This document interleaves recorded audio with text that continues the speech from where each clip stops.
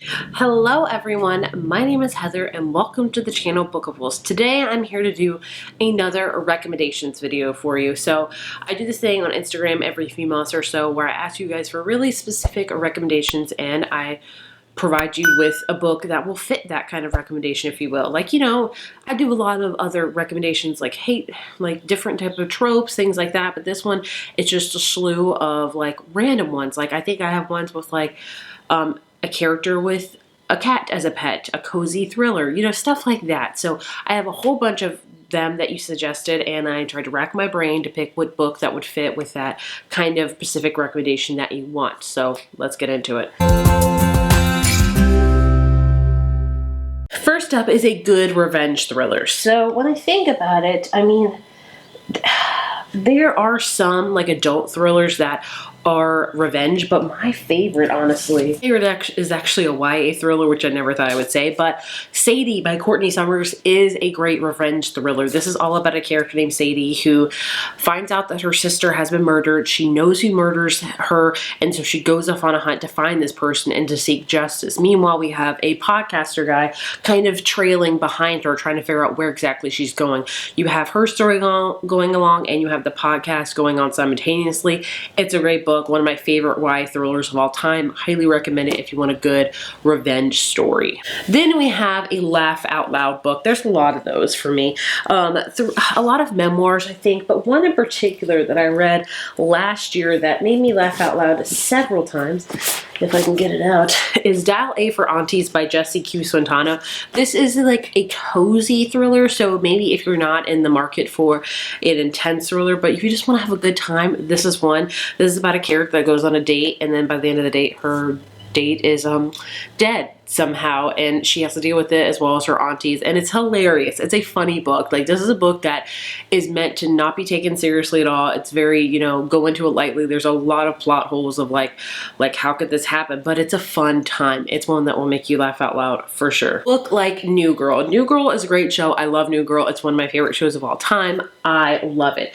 So for this one, I couldn't find a book necessarily that was like New Girl 100%, but there's been one time where I've read a book that I was like, this is Jessica Day to a T, and that is Hazel from Josh and Hazel's Guide to Not Dating by Christina Lauren. I do like this book by them. It's one that I don't hear a lot about them, but I really like it. Basically, it's about Josh and Hazel who are friends, and they don't ever like each other, so they decide to set each other up on dates to try to find the one, and of course, you can guess what's gonna happen, but seriously, Hazel is literally Jessica Day reincarnated. She likes craft, she's a teacher, she's quirky, just like Jessica Day, so if you want the Jessica Day vibes, Hazel from Josh and Hazel will have you covered. Ow.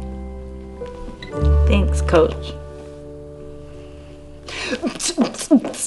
And then she does that. Next up is Foodie romance. I've read a few of these too. I love. That's one of my favorite kind of niche genres is like foodie romances. In fact, I think I have a video all about like food in books, like baking and stuff like that. I'll link it up here and down below. But two that come to mind in particular are Simmer Down by Sarah Smith.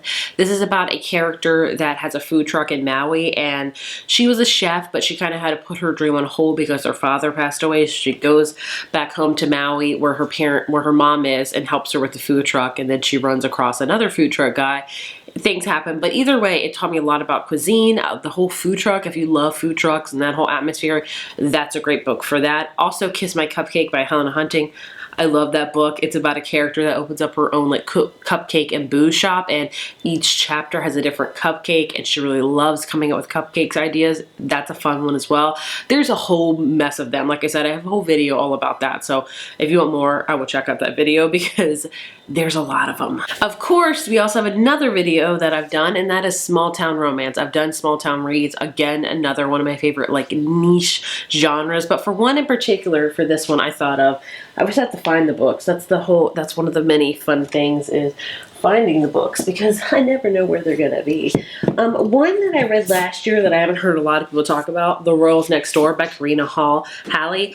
This is a fun one. It's kind of like a royalty one too, so if you like that as well, it's a great one. So we follow a character named Piper who lives on this very small island. She's a teacher and everything's going great, and then she learns that pretty much Prince Henry and Meghan move in next door, and she kind of falls in love with their bodyguard. And it's just a fun, small town, like small island romance that I enjoyed. Again, I read it on a whim last year, but I haven't heard a ton of people talk about. Like, it wasn't one of my favorites, but it was an enjoyable one. And if you want a small town one, this will fit the vibes for that one. A romance for someone who is not a romance lover. This was hard. I'm like, do I give him a steamy one? Do I give not a steamy one? So for this, I decided to go in kind of the opposite direction and go with one of my old standbys, Sophie Kinsella. I love Sophie Kinsella. In fact, Sophie Kinsella was kind of the first foray into romance for me.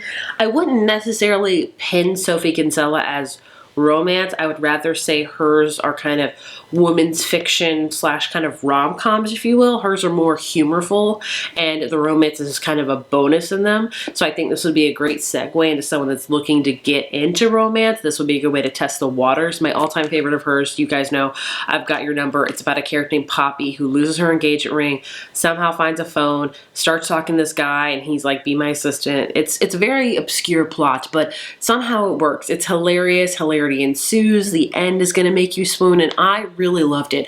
And I think this would be a great kind of gateway to maybe somebody being like, I could read something with more romance in it, or maybe they'll read this and be like, nah, romance is not my thing. But I think this would be a good one to test the waters out with. Fake dating, another video that I have done. I think, have I done another one of these? I'm not 100% sure.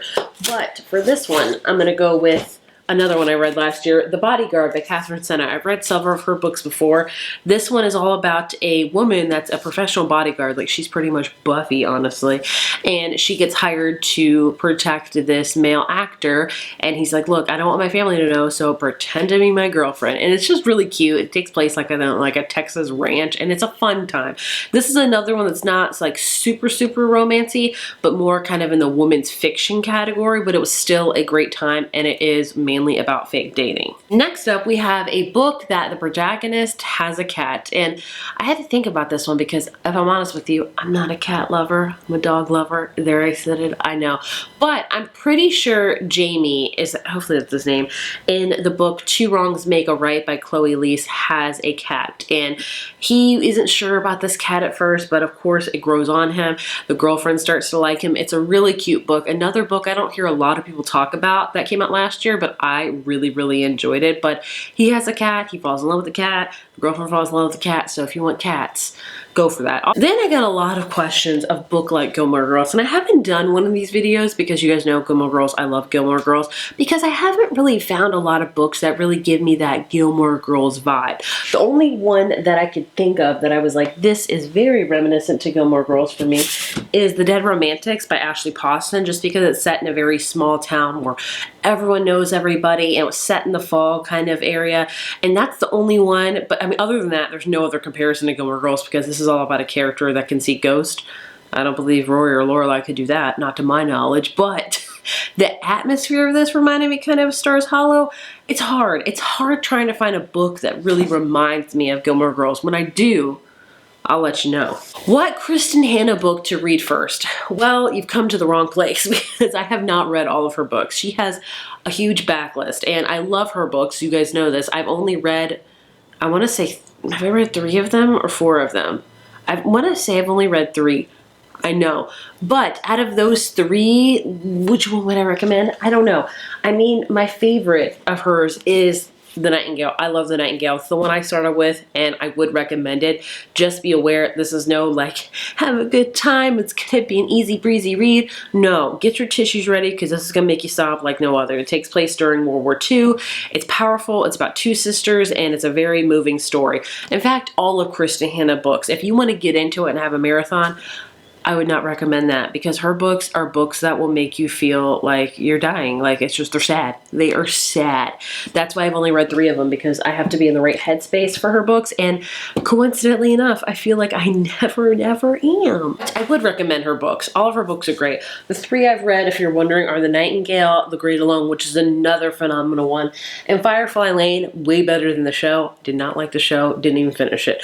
And Firefly Lane was so sad. There's a sequel, never gonna read it. Never. And I'm okay with that. Totally okay with that. Next up is Childhood Friends to Lovers. Another great recommendation. For this one, I'm picking A Lot Like Audios by Alexis Dario. This is two characters, Michelle and Gabe. They have been friends for forever. Then finally, on like the senior year of their high school, they decide to maybe see if something else is there in their relationship. And what do you know, it does. And the one night they have is amazing. And then kind of Gabriel leaves the next day and never talks to Michelle again.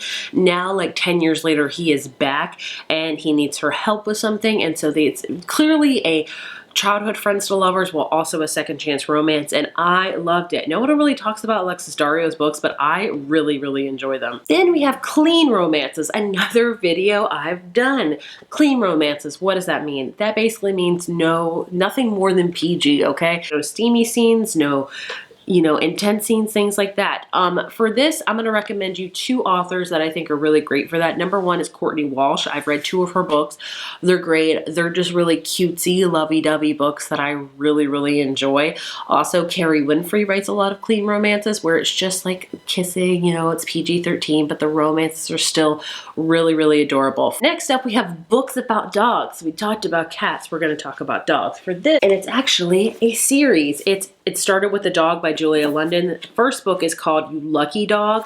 Both of them are great. The first one's about two basset hounds that get the dog owner drops them off at each different houses, like the wrong houses, and the owners have to meet up and be like, hey, you have my dog. And a romance considers from there. This one, it's like a phone mix up as well, but dogs. It's just, if you love dogs, this is a great one. Saint Valentine Cozy Book. So Valentine's Day just literally is over. I'm filming this today on Valentine's Day, but one I just finished was My Phony Valentine by Courtney Walsh. It was a cute one. It's the only Valentine book I've ever read, so I would highly recommend it. It's all about these two characters. One has a restaurant, the other guy is a pro hockey player. They decide to fake date. It's super cute, super clean, just a kind of ooey gooey, kind of corny too romance that I really liked, honestly. Next up is books that deal with mental health. There's a lot of really great ones that I really recommend. Number one, Float Plan by Trish Dollar. You guys know I love this book. This is about a character named Anna who has lost her fiance to suicide, and she takes a boat trip in honor of him. So she's going through a lot. She's grieving. She's dealing a lot with loss and things like that. So this one definitely has mental health a lot in it. Another Girl by Rachel and Solomon.